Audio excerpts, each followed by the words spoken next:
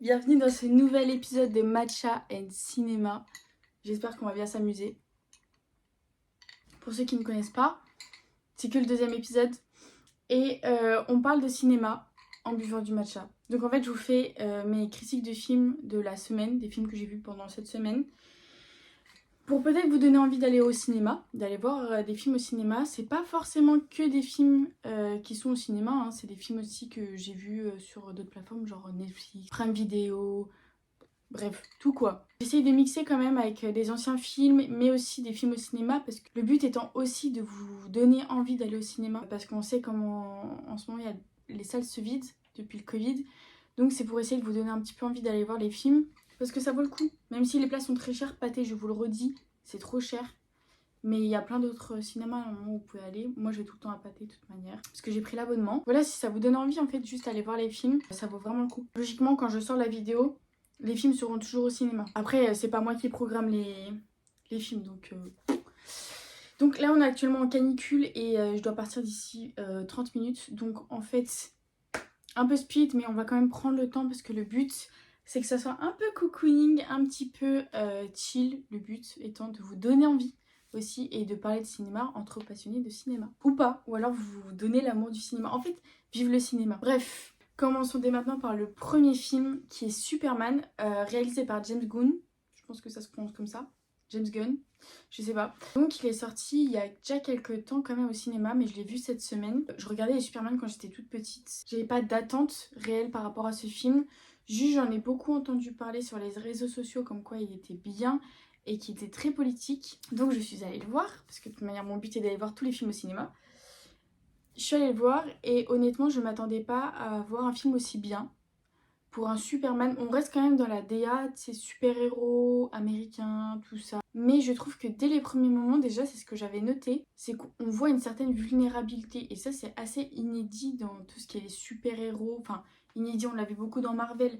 Mais je veux dire, Superman, il est vu vraiment comme quelqu'un d'invincible, qui n'est jamais battu, qui n'est jamais triste, tout ça. Et dès les premières minutes, enfin, dès les premières secondes, même le tout début, c'est vraiment Superman qui est à terre parce qu'il s'est fait battre.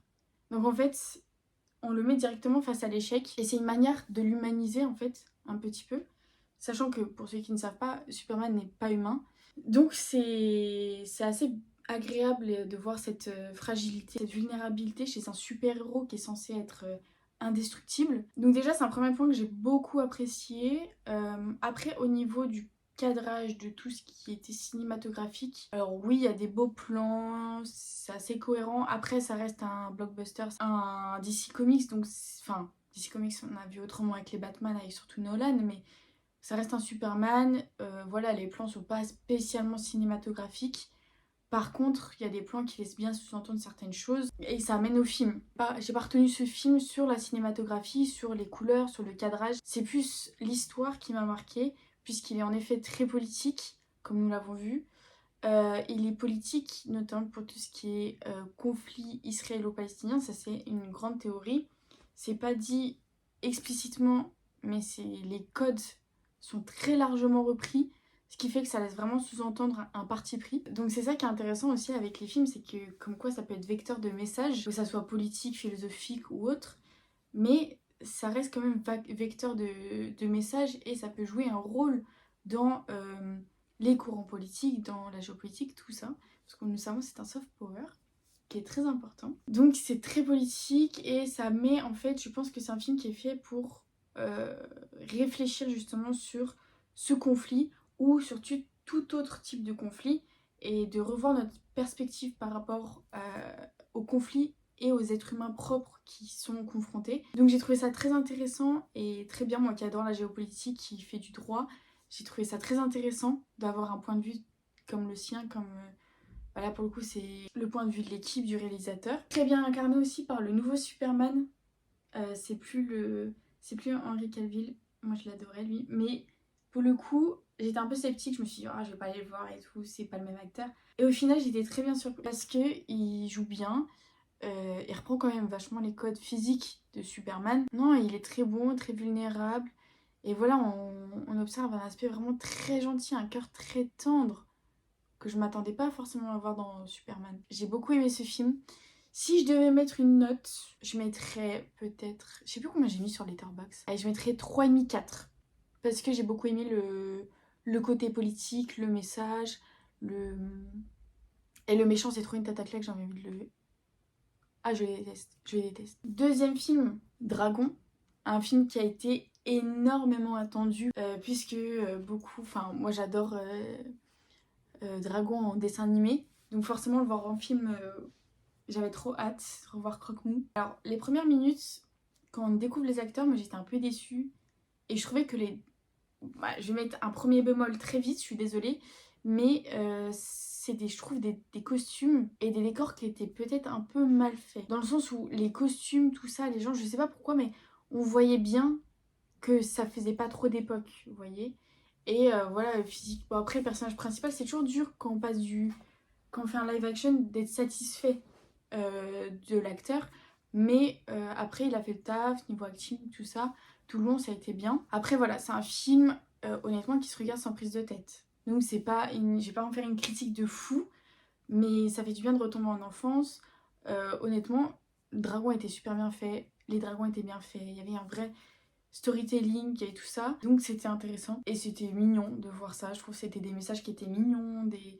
Après, quand on connaît Dragon, enfin voilà, ça change pas de fou. Voilà, j'ai trouvé ça beau, voilà, les plans n'étaient pas forcément incroyables. Juste quand ils volent sur Croque-Mou, c'est beau, forcément. On voit toute la mer, les falaises, tout ça, donc c'est assez beau, assez satisfaisant à regarder. Et de voir une amitié qui grandit comme ça entre un dragon et un être humain, c'était très mignon à voir. Après, voilà, les personnages secondaires sont un peu caricaturaux, je trouve. Ce qui est dommage, parce que si c'est un live action, je pense qu'on aurait pu faire moins caricatural. Mais voilà, j'ai quand même beaucoup kiffé. Franchement, bah après voilà, enfin... C'est comme la dernière fois Lilo et Stitch, c'est un live action, donc ça se regarde assez chill. C'est pas waouh comme film. J'ai pas dit, mais il est réalisé par Dean DeBlois. Donc voilà. Pour ce film, honnêtement, je crois que je mettrais un 3. 3 étoiles, c'est déjà pas mal, je pense. Parce que j'aime bien l'histoire, parce que j'aime bien Dragon. J'aime bien la franchise qu'il y a derrière, mais sinon, je vais pas vous spoiler la fin, mais voilà. Je m'attendais pas à la fin en fait. Attendez, j'avais oublié. Soit j'avais oublié, soit je m'attendais pas. Mais voilà, un petit 3, je pense que c'est pas mal. Film numéro 3, attention à l'accent, Million Dollars Baby, par Clint Eastwood. Bah oui, bien sûr, Clint Eastwood. Alors c'est un film que j'avais commencé il y a déjà un bout de temps, et en fait je l'avais jamais fini, parce que je sais pas pourquoi. Donc j'ai enfin fini, et franchement... C'est un film qui est super touchant. Alors, il est vieux, hein. Il date de 2004. Ça fait 20 ans, mais l'histoire est tellement touchante. En fait, c'est l'histoire d'une boxeuse, enfin, non, d'une femme qui veut apprendre à faire de la boxe. Et l'entraîneur, au début, il est en mode non, mais c'est bon, pas une femme et tout, machin, machin. Et au final, il lui prouve que elle mérite. Et il va l'emmener dans des championnats, tout ça. Et au final, il va y avoir vraiment une relation paternelle père-fille un peu qui va se créer, et j'ai trouvé ça tellement mignon. Moi personnellement j'adore les histoires où c'est père-fille, où il y a des liens genre forts comme ça qui se créent, et j'ai adoré, et j'avais envie de pleurer. J'ai jamais pleuré trop devant un film, mais j'avais tellement envie de pleurer parce que bah je vais pas vous spoil, mais il se passe un truc et j'étais dégoûtée, genre j'étais trop frustrée. Vous savez quand vous avez la frustration et que vous avez carrément envie d'arrêter le film parce que vas-y c'est bon, ça me saoule, et bah moi j'ai eu ça. Ça m'a tellement énervé ce qui s'est passé que j'avais envie d'éteindre et de me dire non mais c'est bon, ouais. Zou, genre ça m'a brisé le cœur, mais j'ai bien aimé. Tout ce qui est couleur, cinématographie, bah c'était honnêtement bien. Après voilà, c'est un ancien film donc ça m'a pas transcendé, mais tu vois que c'est des beaux plans. Et voilà, donc c'est un univers qui est assez sombre, hein. C'est des couleurs qui sont très noires, très sombres, très bleu foncé, parce que c'est beaucoup dans des salles de boxe, donc en fait il n'y a pas beaucoup de lumière. Et ça montre aussi, je pense, l'état d'esprit. Ça te met directement dans une ambiance. C'est ça que j'ai beaucoup aimé. C'est vraiment, t'as une caractéristique du film, t'as un branding du film. Moi qui faisais kiffer de la boxe, ça m'a... Ma mère m'a toujours dit de le regarder, du coup je l'ai enfin regardé. C'est trop bien regardé. Franchement, je vous le conseille énormément. Surtout bah, si vous aimez la boxe, vous allez forcément kiffer. C'est un peu les prémices de Creed, vous voyez. Après, les prémices de Creed, c'est Rocky, mais bon. Donc voilà, pour ce film, je mettrais un 3,5. 3,5, 4. Vous pensez peut-être que c'est dur ou pas, je sais pas. Je crois que plus ça avance, plus je suis dure dans mes notes. Après c'est normal, parce que plus j'en vois, plus je suis exigeante. Un petit 3,5 pour ce film, je pense que c'est déjà pas mal. 3,5, 4. Voilà, je vous le recommande vivement, vraiment allez le voir, c'est trop bien. 4e film, Dead Poets Society. Et là, franchement, les gars, c'est un coup de cœur. Alors, c'est pas un film que j'ai vu cette semaine, c'est un film que j'ai vu il y a longtemps, il y a déjà plusieurs années, mais il est resté là, vous voyez, il est resté là. Il est réalisé par Peter Weir.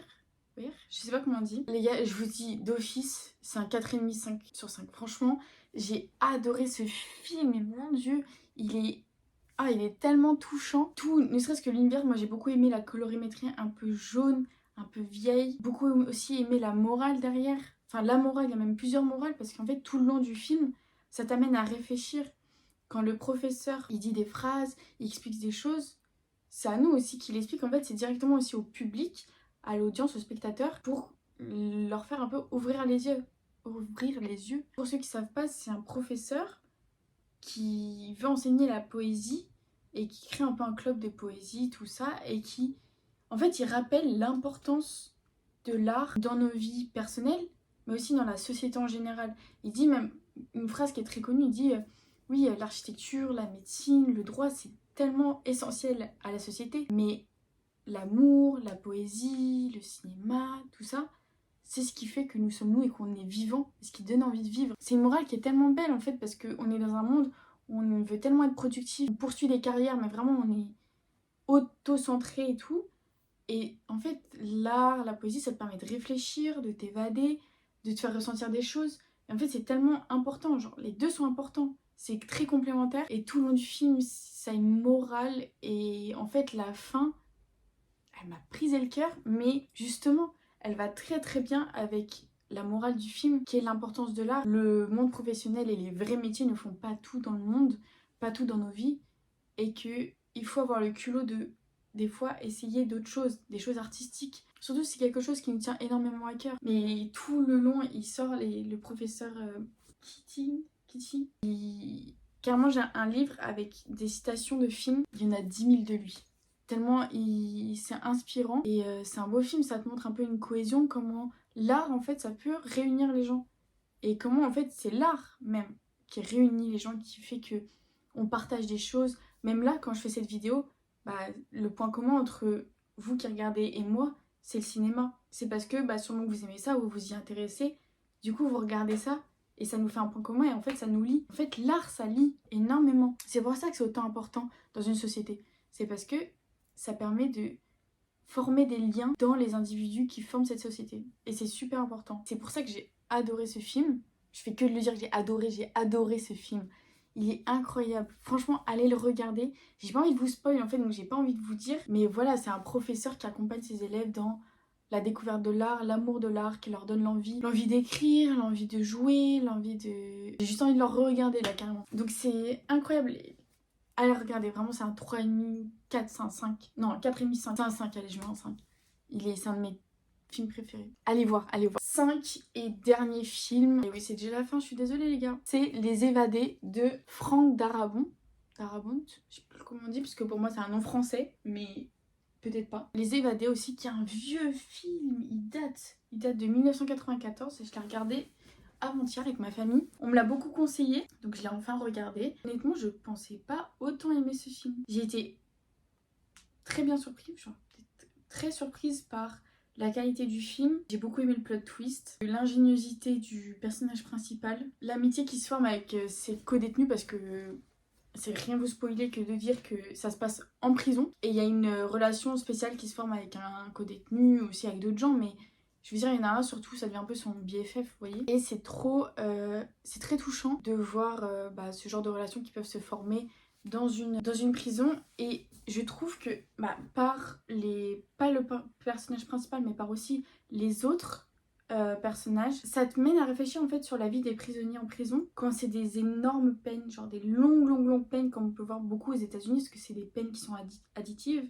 Donc c'est-à-dire que nous en France on a le pire, mais aux États-Unis, par exemple, si pour meurtre c'est 20 ans, qu'ils font 2 meurtres, c'est 40 ans. Et ça s'additionne tout le temps. Donc c'est pour ça que des fois ils ont 10 000 ans de prison. C'est là où aussi beaucoup on voit des longues peines et en fait on voit comment la prison, ça peut devenir en fait chez eux, selon s'ils s'y sentent bien, tout ça, mais au bout de par exemple de 50 ans de prison, en fait ça te mène à réfléchir sur quel est l'intérêt de les libérer, parce que la liberté c'est toujours mieux. Je veux dire, comment faire en sorte que quand ils sortent de prison, ils soient mieux adaptés à la société, qu'ils soient...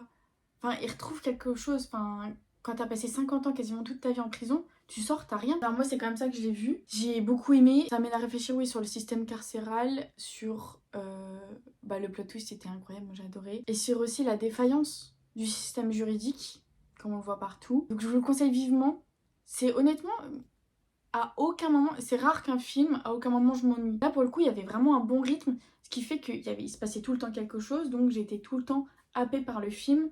J'étais pas déconcentrée et ça allait, c'était hyper fluide. Pourtant, il se passait pas, enfin, il y avait pas un storytelling de malade mental, juste à la fin où t'as un plot twist, mais tout le long du film, je l'ai pas vu passer. Il fait 2h20, je l'ai pas vu passer, je me suis pas ennuyée. C'est parce qu'il y avait un excellent rythme et je pense qu'il faut analyser ce film, savoir comment faire un film long avec un bon rythme. Enfin, c'est assez rare, je trouve, que t'aies pas 10 minutes où tu t'ennuies. Je vous le conseille vivement.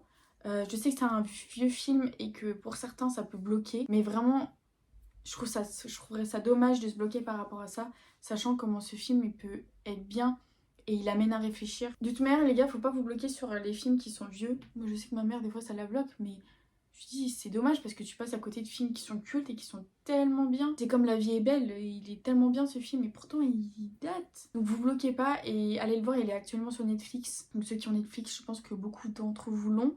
Donc franchement, foncez. Foncez les gars. Donc attendez, ce film, je le mettrais, je mettrais un 4. Hein. Un bon 4, 4,5 même. Franchement, j'ai vraiment bien aimé. Bon, le matcha est fini, la liste est finie. C'est l'heure de vous dire au revoir les loulous. J'espère que ce deuxième épisode de Matcha and Cinema vous aura plu. Là, j'ai trouvé un petit nom, j'espère que vous kiffez. Je vais en faire une marque, des polos, des t-shirts, des mugs.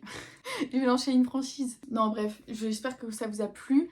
Voilà, en fait, j'avais fait un TikTok et il y avait beaucoup de monde qui m'a demandé de refaire des critiques. Donc, je pense que je vais en faire plus parce que de toute manière, j'adore ça. Et j'espère que ça vous a plu autant que moi, ça m'a plu de les regarder, de filmer ça. J'espère que vous êtes restés tout le long de la vidéo et que ça vous permettra, ça vous donnera au moins l'envie d'aller au cinéma parce que les salles sont vides et c'est assez triste. Et le cinéma mérite d'être vu parce que c'est tellement un bel art, c'est tellement incroyable. Et je sais que le prix, des fois, ça peut être un peu une barrière, mais ça vaut tellement le coup. Donc s'il vous plaît, allez au cinéma ou à l'arrière, regardez des films chez vous. C'est pas la même expérience, mais c'est tellement enrichissant en fait, ça t'amène à réfléchir sur plein de choses. C'est de l'art. L'art, c'est jamais inutile. Foncez la team, allez regarder des films, posez-vous, prenez ce que vous voulez, du popcorn, du matcha. J'espère que d'ailleurs en regardant ça, vous prenez du popcorn, du matcha, café, thé, je sais pas, tout ce que vous voulez. Matcha avec préférence quand même. Et que vous regardez ça en détente et que ça vous plaît, et que ça vous permet de vous détendre. J'espère que vous prenez un réel plaisir parce que j'essaye de faire un max pour monter et que ça soit assez dynamique, assez quand même calme et posé, assez chill. On est un petit peu dans un cocon. Moi, je trouve que voilà, j'ai changé un peu d'angle, je pense que c'est pas mal. Voilà, sur ces jolis mots, je vous fais des bisous et abonnez-vous et mettez un petit like, mettez des commentaires, conseillez-moi des films et dites-moi ce que vous pensez des films que j'ai... Voilà, je vais niquer mes doigts. Dites-moi ce que vous avez pensé des films dont j'ai parlé et conseillez-moi s'il vous plaît. J'adore quand vous commentez, vous avez fait ça sous ma vidéo pour la playlist. Donc s'il vous plaît, faites ça pour les films. Je vous fais des bisous et on se voit dans les commentaires. Bisous!